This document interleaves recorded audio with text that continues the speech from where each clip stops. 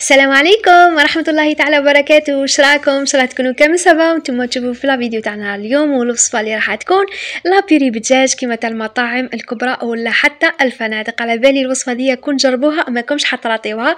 الريحه تجي تشهي البنات، الطعم يذوب، الدجاج يجيك مطري ومنبل من الداخل مع صلصة بنينة على الاخر، الفخامة حتى في الدار. راح نحتاجو كمية من البطاطا بعد ما نظفناها وغسلناها مليح.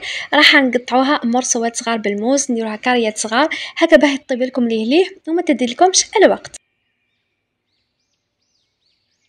بلا ما تنسوا حبيباتي قبل ما تكملوا لا فيديو والوصفه تاع اليوم تضغطوا لي على ذاك زر الاعجاب هكا باه يطلع لي لا فيديو ويوصل اعلى نسبه من المشاهده، والله يفرحكم جميعا. دوكا نحطوا البطاطا تاعنا ديك بعد ما قصيتها مع زوج سنينات هذوك تاع الثوم، نحطهم في كاسرونه نضيف لهم الماء ونخليهم يطيبوا على جهه، يعني مش حيديو لكم الوقت، خلاه يعني الماكسيموم 10 دقائق البطاطا تاعكم راح تكون طايبه. بيسك راني قطعناها صغيره. اكيد نضيفوا لهم شويه تاع الملح باه ما تجيكمش البطاطا تاعكم صامطه. دركا نروحوا الحاجه الاهم في التتبيله تاعنا تاع اليوم اللي هي تاع الدجاج. راح نحتاجوا زوج سنينات يكونوا ملاح تاع ثوم، نرابيوهم. راح نضيفوا لهم ربع مغارف تاع الزيت. التتبيله تاع اليوم راح تعتمديها في المرصوات تاع الدجاج كي يكونوا عندكم صغار ومام كي تكون عندك الدجاجه كامله. راح تجي بزاف التتبيله دي، راح تخلي لكم الدجاج تاعكم منبل ومشمخ من الداخل ومحمر. راح نضيف عصره مليحه تاع قاص اللي هي حوالي مغرف، مع نص مغرف صغيره تاع هريسه ومغرف صغيره تاع مطارد. المطارد راح تكون اختياري، يعني كانت متوفره صح، اذا كانت مش متوفره ماشي مشكل. واكيد المكون الرئيسي في الوصفه تاعنا تاع اليوم اللي هو مغرف صغيره تاع العسل هذا راح يخلي المرصوات تاعك تاع الدجاج يديو لون ذهبي. نجيو دوكا لسلطان العقاقير. راح نستعملوا اليوم من عندهم الكزبر اللي ريحته بزاف مليحه وزيت طبيعي 100%. راح نزيدوا شويه بكته فلفل حنيه البنات، نص مغرف برك ماشي بزاف بس رانا مديرين الهريسه. واكيد المكون الرئيسي اللي هما توابل الدجاج تاع عنتر، اللي راح يعطيو نكهه خاصه في المرصوات تاعنا تاع الدجاج، مع شويه بكته فلفل العكري. كيما تشوفوا الفلفل العكري تاعهم راهو حاجه قليله راح تحمر لك الحاله. راح نخلطوا المكونات ثم كامل مع نص كاس تاع ماء ونخلطوا كامل هذاك التتبيله. بعدها راح نجيبوا الدجاج تاعنا على حساب افراد العائله ونخليوهم يترقدوا في هذوك لي زيبيس وفي هذيك المارينات اللي درناها مع بعض، ونخليهم حوالي 3 ساعات حتى ل6 ساعات. يعني انا بحكم التصوير ولازمني نحط لكم الوصفه، يعني خليته الماكسيموم ساعة ودرتو هكاكا جابنين خلاه مع هذوك التوابل مع هذوك المكونات اللي ضفناهم.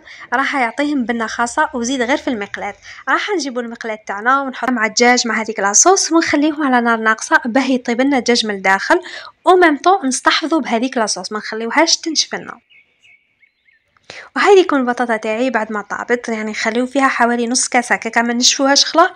والدجاج تاعي من جهه راني نقلب فيه باه يزيد يدخلوا هذاك لاصوص ويدخلوا هذاك الطياب. ودائما نقول لكم يا البنات طيبوا ماكلتكم على نار تكون ناقصه. نجيبوا ذاك البطاطا تاعنا بهذيك السنينات تاع ثوم بعد ما نحيناهمش وخلينا فيه كميه تاع الماء اللي هي حوالي نص كاس كما قلت لكم.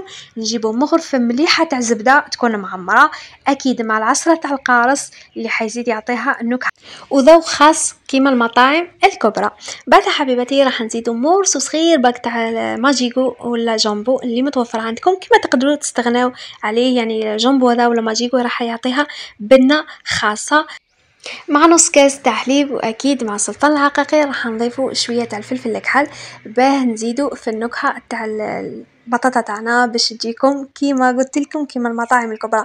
نجيو دوكا كيف راح نرحيوها. راح نجيبوا الباطيغ يا البنات ماشي براميكسال هكا باش نتحصلوا على قوام كريمي كيما تاع المطاعم الكبرى وتجيكم ثقيله وكريميه وتقعد لكم مده طويله، يعني حتى ولو تخليوها الغدوه راح تبقى لكم كيما راهي.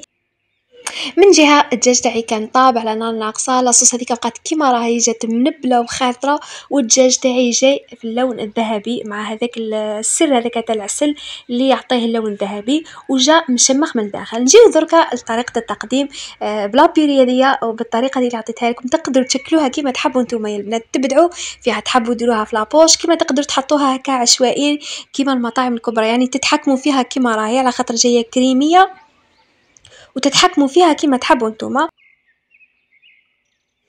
راح نضيف لها هذاك الدجاج اللي كنا حمرناه مع بعض غير في المقلاة. وشوفوا اللون اللي تحصلنا عليه، يعني ما شاء الله اللون يحمر الوجه. مع هذيك لاصوص الخضرة الله الله اللي نحبوها كامل، اللي حطوها لنا في المطاعم والفنادق.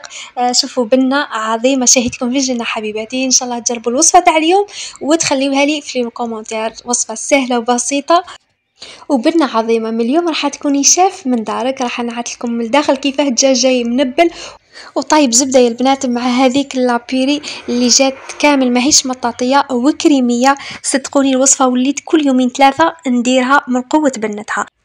بهذا المقطع نكون وصلنا لنهاية الوصفة تاع اليوم اللي كانت لابيري بطريقة المطاعم الكبرى والفنادق.